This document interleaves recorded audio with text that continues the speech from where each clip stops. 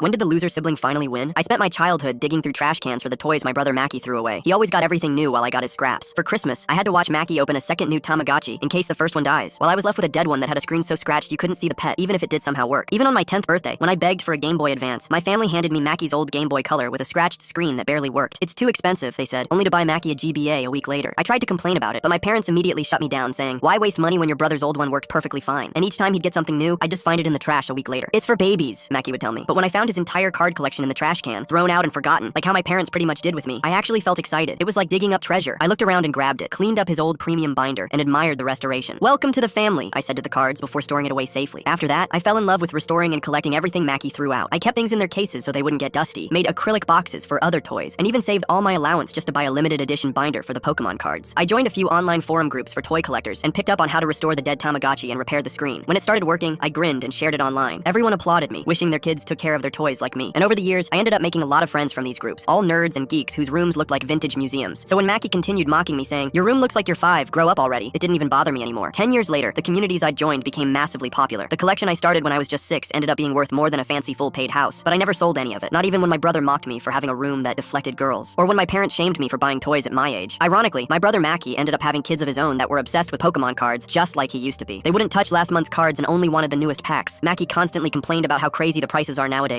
and how scalpers buy everything. $50 for one pack and I can't even find any. It's insane. He'd rant about his kids crying and crying if they didn't get the exact new set they wanted, never really recognizing how he was exactly the same years ago. But last week, the day before his kid's birthday, Mackie texted me frantically, are you home? Emergency. He showed up looking exhausted with 2 screaming kids trailing behind him. Every store is sold out. Every single day this week I hunted for those stupid cards. 20 stores. I went to 20 freaking stores while these brats have been crying their eyes out for days. I can't get any sleep, he ranted. I asked which set they needed. I don't know. The new one? The sparkly shiny Eevee ones. I nodded and escaped to my room. I came back and held up 2 unopened packs. These? His kid's eyes went huge. Wow, uncle, how do you have these? They're sold out everywhere. I grinned. I have a few friends, I said, and asked if they wanted to see my collection room. The room had walls of perfectly preserved games, cards, and toys from our childhood, plus all the current releases. Mackie stared at his kids, who were running around admiring everything. You still have all this baby stuff? I shrugged. Yeah, well, those babies right there are worth a fortune. He looked at me like I was crazy, while his older kid pulled out their phone and started scanning items. Dad, this Tamagotchi is worth $400. This sealed Game Boy is $5,000. Holy crap, this is amazing. He snapped photos of it. I wish we had this at home too. I watched my brother frown at his comment, clearly hurt. He walked around the room quietly until he spotted his old binder. His face went white as he started frantically looking up prices on his phone. When his eyes landed on the Charizard, he laughed in disbelief. Are you freaking kidding me? $400,000? This was mine, I smiled. Well, it was, but I scooped it up from the trash, kept it safe when it was worth nothing. That's the funny thing about treasure. Worthless to you, priceless to others. Mackie walked around the room, hands shaking when he recognized item after item he once owned, calculating what he'd thrown away. Meanwhile, his kids carefully held out the cards I had given, asking if I could teach them how to preserve them like I did. I showed them the proper sleeves and storage. The key is respecting what you have. Now his kids visit every weekend to learn about collecting and preservation. They tell their friends I'm the coolest adult ever.